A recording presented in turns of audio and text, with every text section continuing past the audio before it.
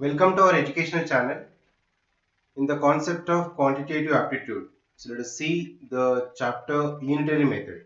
So all the chapters if we go in order, so it will be very good for you. So if you are watching the first time, just you can subscribe and follow the chapters in order. Now when you come to this unitary method, if you see the definition, first of all let us have an idea about the definition. What is unitary? The unit means the one, right? Single. The method in which the value of a unit is first found is called unitary method. So in this type of questions, in this the concept, the examples, for example, if you see 12 pence cost, 12 pence cost is rupees 250. So when you want to find out the cost of some 16 pence, so instead of finding direct answer, we'll go to the first we'll find out the single unit. So 12 pence cost is 250. So 1 pen cost we'll find out. Then we'll multiply that with 16 to get the entire cost. That is concept. Simple concept is unitary method. Let us see some basic steps in this. How the steps to be followed to solve the problems. Next I'll explain the example sums also some. Now you notice the steps here. The first one, the term in which the answer is to be calculated is always put the right hand side. So whatever the answer you need to calculate, that should be in right hand side. Normally, even in examples, doing the mathematics questions also, just if you observe, instead of writing 4 is equals to x, we should write x is equals to 4. The answer should be calculated to the right side, to clear answer. Okay, just rupees 10 is equals to cost of 1 pen. So instead of giving the final answer like this, just you can give the cost of the pen, that is equals to rupees 10. So answer should be right as only right hand side. The term which answer to be calculated is always put in the right hand side. Then that only final answer we can get. Even the equations types are given also, we can calculate to the right hand side. It means the answer should be right hand side. What we need to find out, the term should be left, right? And next to term, examples I'll explain to be very clear for you. First you'll see some basic steps. Just 4 steps are there. Next one, if you observe, the term to the right hand side is never put in the denominator. So the term, which term you are calculating, that should not be in denominator. So we can't just leave answer as in denominator place. So if I got the cost, same if we say example, some 2 times some cost is equals to 1 by 10. Cost means just an example. So 2 pence is equals to some 1 by 10 rupees or 1 by 10 dollars, some cost. Answer should not leave in the denominator place. There's only just they're pointing out. So answer should be in the only single term. Instead of leaving in denominator place, we should calculate the entire value into single term. That only here. And if you observe this, the third and fourth. If on reducing to the unit, the smaller result is expected, then right hand term should be divided by the left hand term. So when you divide, you can get the small units. Okay, few examples.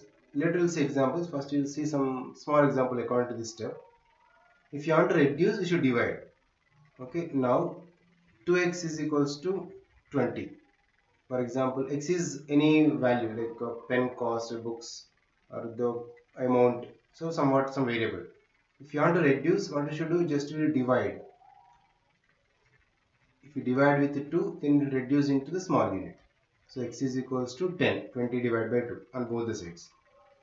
Similarly, the reverse. If you want to expect the greater results, then it should be multiplied. Okay, that means if is x by 2 is equals to 40 is given, then we should multiply with same. So into 2 and into 2 if you multiply, we will get x is equals to 40 into 2 is 80. Okay, already we know the transposing one side to other side. So denominator becomes numerator multiplication and this multiplication will become division also. We can get in that way, same results. But these are the basic steps you can follow. The main thing in this chapter is, so when you come to the unitary method, we'll calculate to the single unit first. Then according to the required answers, we can calculate. This is also one of the technique in the direct variation, inverse variation. So what is direct variation, inverse variation also? Let us see in the example sums now. If you see the problems here now, the question number 1 is like this. The price of 1 dozen pens is rupees 540 what will be the price of 319 such pens? So unitary method concept is we need to find out the one unit first. Is the pens, dozen pens. So one dozen is 12, right? So according to that, if you see the solution, price of, so one dozen pens. That means price of 12 pens. Price of 12 pens is rupees 540. This is the given. To find out 319, we'll find out the single pen first. So when this cost is, pens is decreasing, cost also will decrease. So this come under direct variation. So from this price of one pen. So one pen is just to go for division in this, because 540 we are reducing the value. That's why I should go for division according to the third step which we discussed previous. So that is divided by 12. Okay, 540 divided by 12. 12 pence cost is 540. So 1 pen cost is value decrease. So 540 divided by 12. When the value should be supposed to decrease means you go for the division immediately. So 540 divided by 12. This is the cost of 1 pen. Okay, don't have no need of simplification. Simplify, let it be, because we need to find out 319 such pens. Okay, now, so therefore the 16 same price of 319. So price of 319 pence. One pen cost is 540 by 12. 319 number is increased. So cost also increased, so we should multiply. So that is 540 by 12 into 319. So just you can simplify this. So by calculating we'll get this value. Okay, normal cancellation you can do. 2, 6 is 12 and 2 2 is 4, 7, 0. Again you can calculate 3. So 1, 3, 5.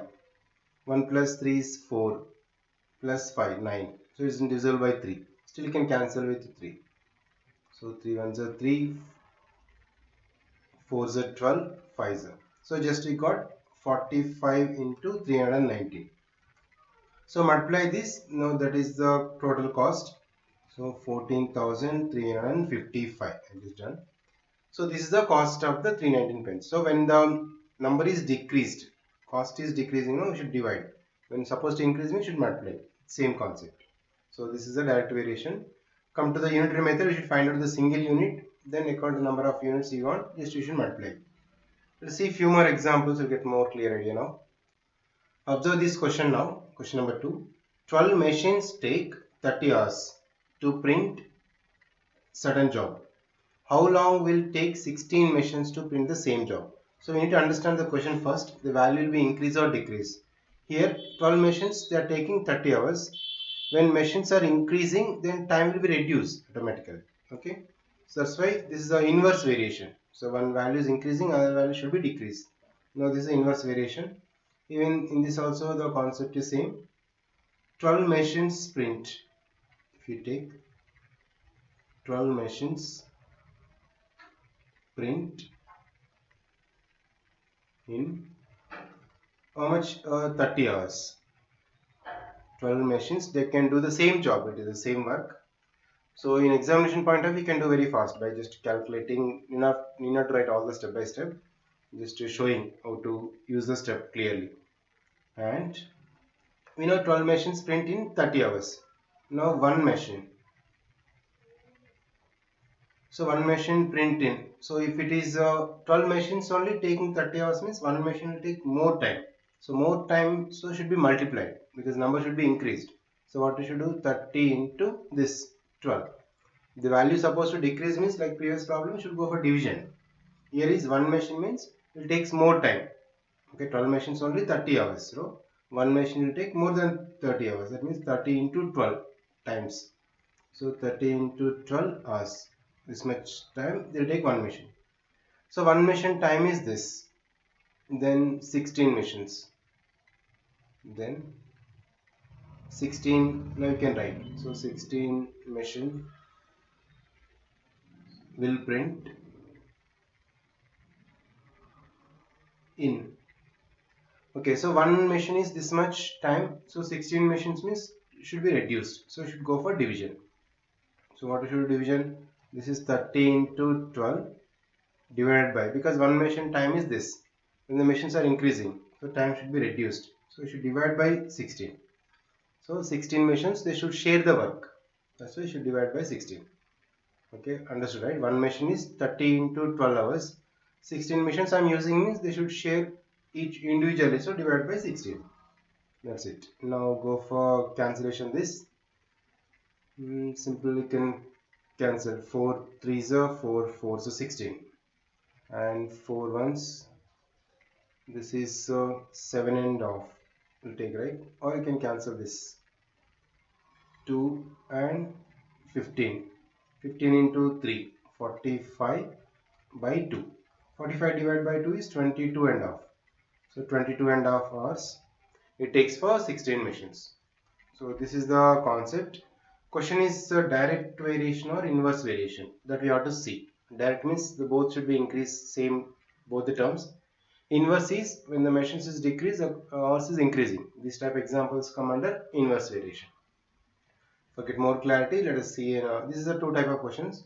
Let's see another type of problems in this how to use same unitary method concept.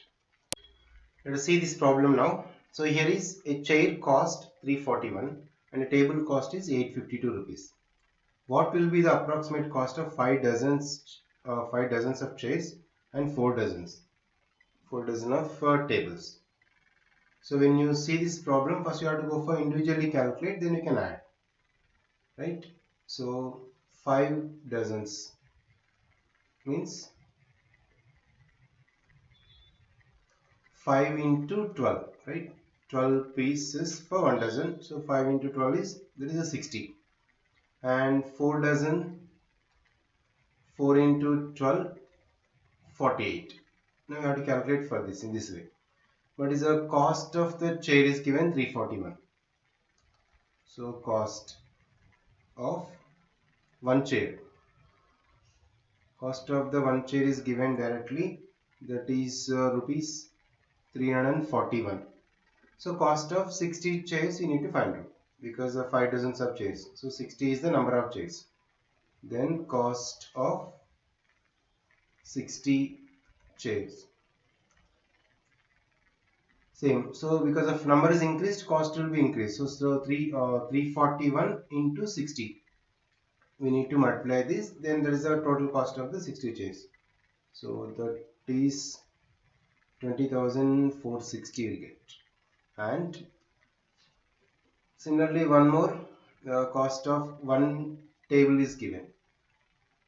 Okay, so cost of one table, and because you need to add this both, so cost of one table is also rupees 852. One table is given, then you can find out directly cost of how much 48 tables you require because of 4 dozen. So cost of 48 tables. So let's increase this 852 into 48. Now this we can calculate. So rupees 852 into 48 using calculating 40,896. So cost of 5 dozens of chairs and cost of 4 dozens of tables. So together is we need to add this both the numbers. This both the numbers is total. So the final price. So final price means all together. That is 5 dozens of chairs and 4 dozens of tables. 20,460 plus, and this is 40,896. Just you can add this. There is a final price means total cost. Okay, that is the total cost or final price. How much you get? 61,356 by adding this both. Okay, in this way we can find out. They asking combined, individually can add, then we can add. Individually can calculate, and we can add by both. So you'll get the final rate. Okay, this is the only these are same direct variation. Let us see another type of problems in this. Here a tank can filled by 20 buckets, each of capacity 13.5 liters. If the capacity of each bucket be 9 liters, then how many buckets will fill the same tank? So this is the when generally when the buckets are liters are decreasing, so number of buckets should be increased more, right? So this is the inverse variation type question. Let us to calculate the unitary method concept for the single one. That means to fill the tank. If you observe, to fill the tank, this step by step I am writing to understand. To fill the tank, the number of buckets, each of capacity here is 13.5 liters, is required 20, right? Is required 20. So with 13.5 liters, 20 buckets are required. That is a given statement. So with 13.5 liters, 20 buckets.